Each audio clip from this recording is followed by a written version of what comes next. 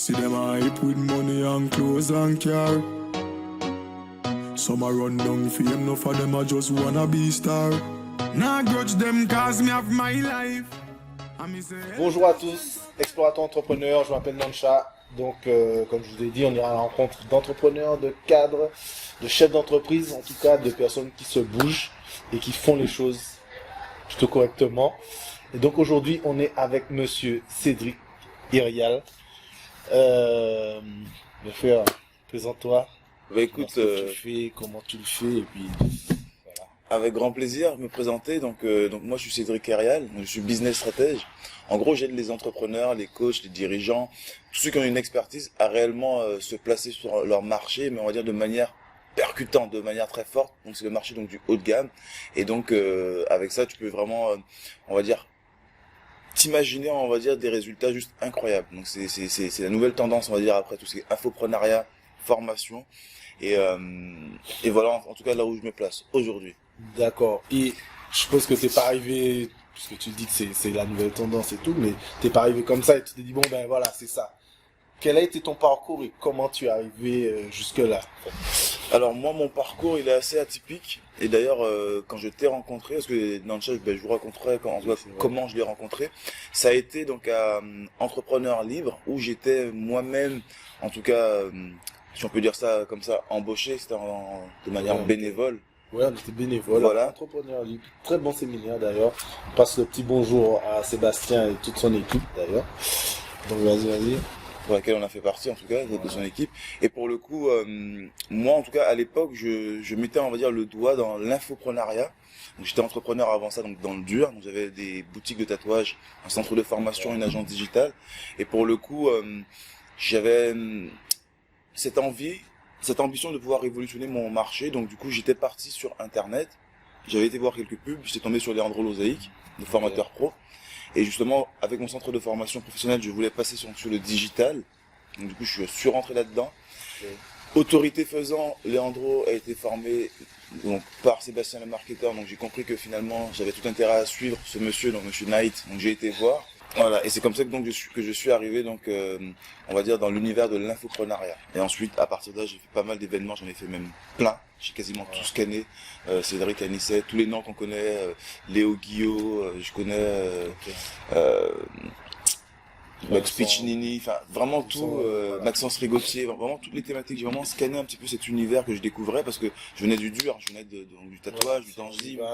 C'est ça. C'est 8 heures, on est sur le terrain. Et c'est comme toi quand t'étais géomètre. Exact. T'es dans le dur. Mais quand tu passes sur, on va dire, l'infoprenariat où tu vois que vraiment tout est digital et que t'as des mecs qui, avec un produit créé, peuvent vendre à une communauté de 1000 personnes. Le produit même à 19 €, tu fais le calcul, tu es à 19 000, tu dis que le mec il l'a créé. Tu te dis voilà, il y a un autre monde, tu échanges beaucoup moins ton temps, en tout cas contre de l'argent. Et cette notion-là que tu as voulu exploiter, ouais. Et justement, le centre de formation, en tout cas que je dirigeais, on avait donc une formation bien particulière qui était autour de l'hygiène et salubrité pour les tatoueurs, maquilleurs permanents, perceurs, acupuncteurs. Et jusqu'à aujourd'hui d'ailleurs, mais ça passera pas en termes de législation, tout se faisait en présentiel. Et moi, dans mon idée, c'est de révolutionner vraiment la chose et de le passer en digital. Afin de vraiment soit exploser le marché en termes géographiques, en termes d'effectifs. Finalement, ça s'est pas fait. Mais voilà, je suis quand même resté, on va dire, dans le domaine.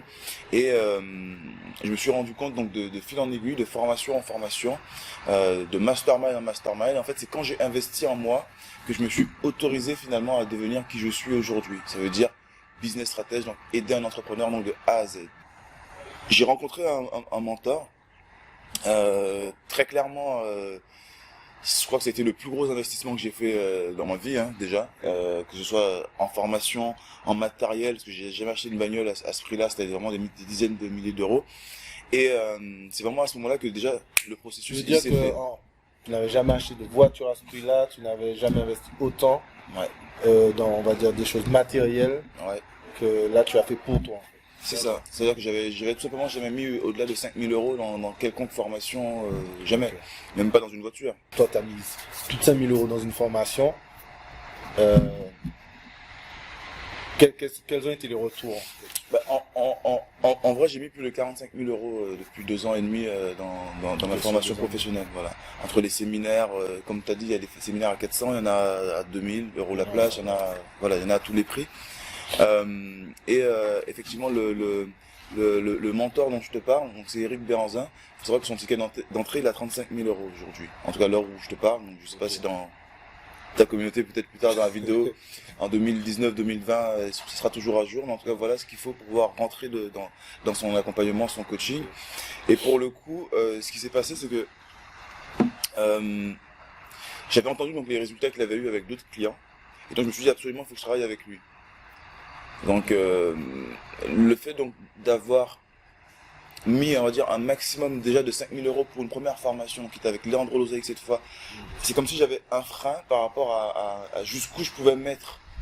Et du coup, il a su lever le frein de par la promesse qu'il avait, la garantie et tout simplement l'énergie qui s'est passée.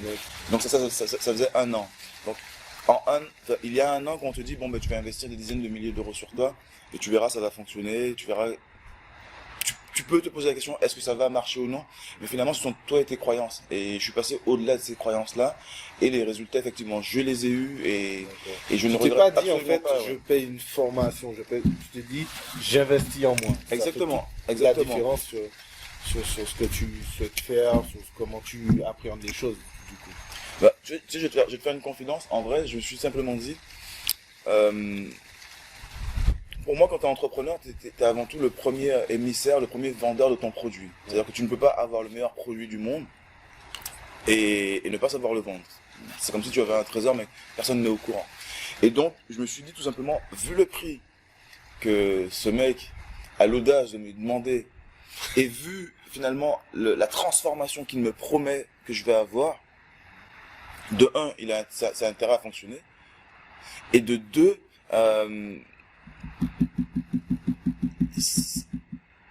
le fait de passer à l'action, c'est déjà en fait le processus qui se met en place en gros. Parce que quand tu payes très cher, ton engagement il est pas pareil. C'est comme, tu sais, comme on dit, nul n'est prophète en son royaume. Yes. Quand tu parles à ta famille, à tes amis, tu leur donnes des tips qui valent des milliers d'euros, mais personne ne met en action.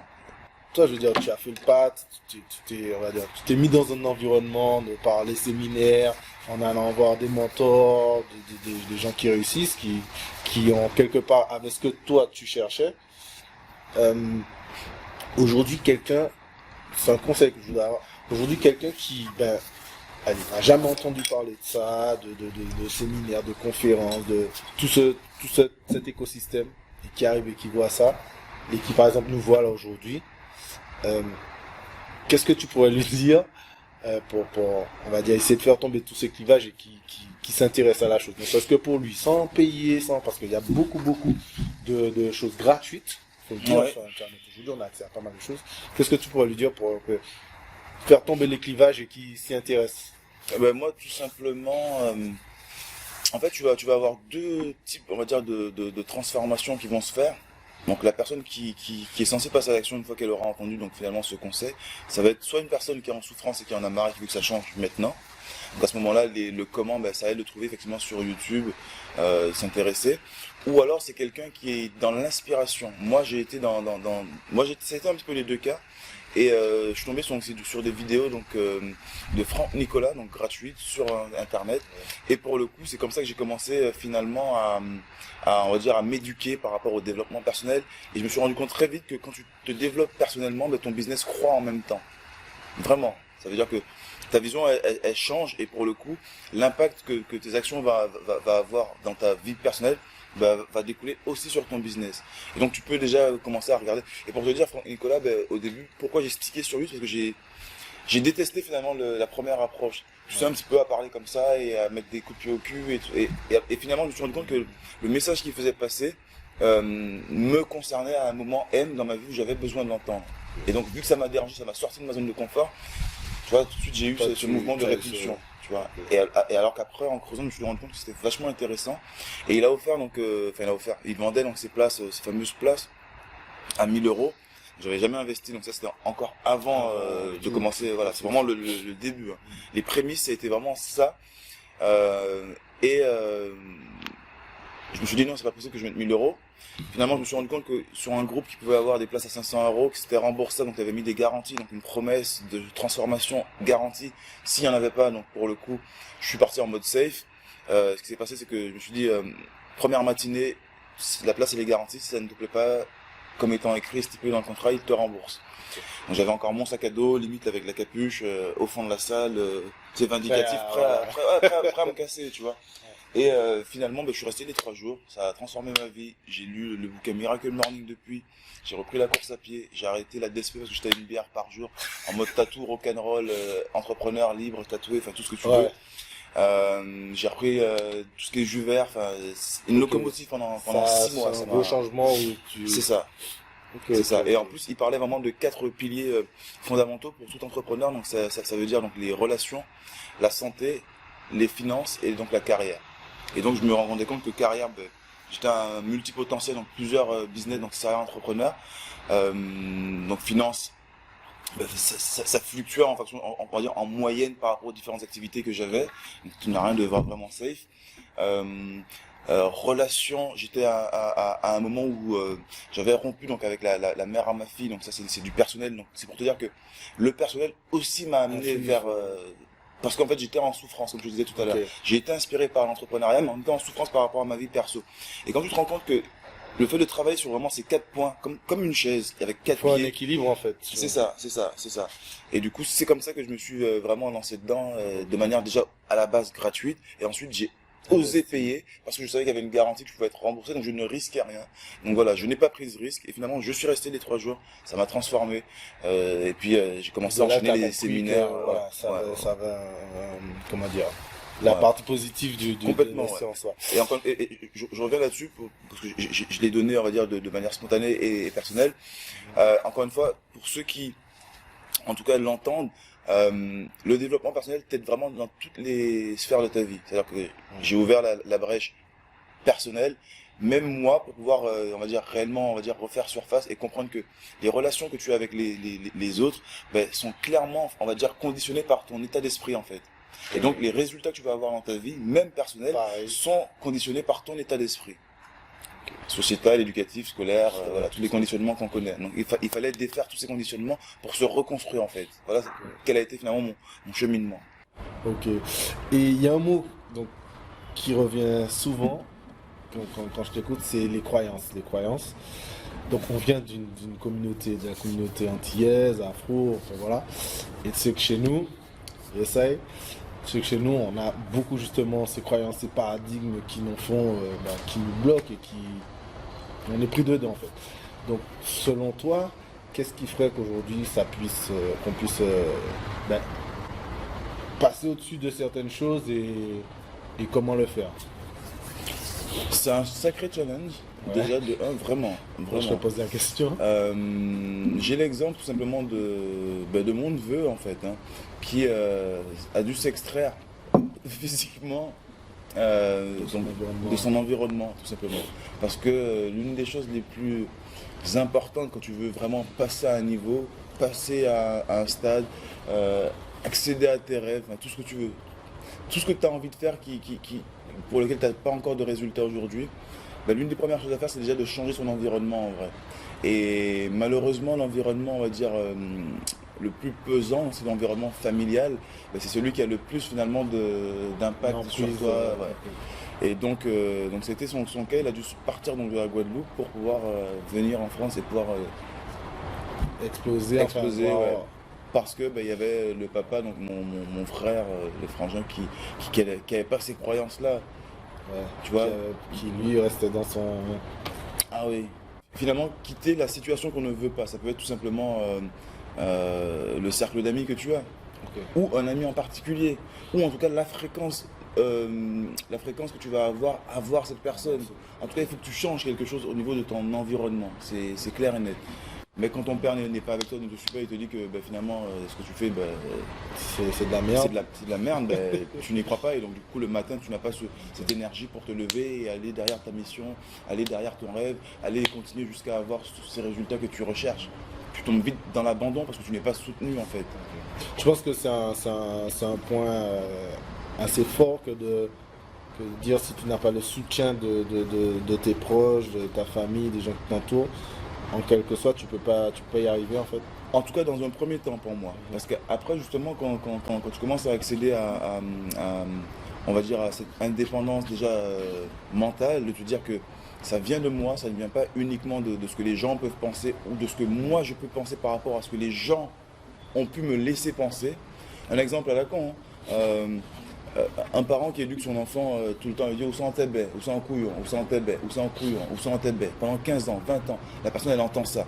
La majorité de ces personnes-là qui ont entendu ça vont se comporter comme telles.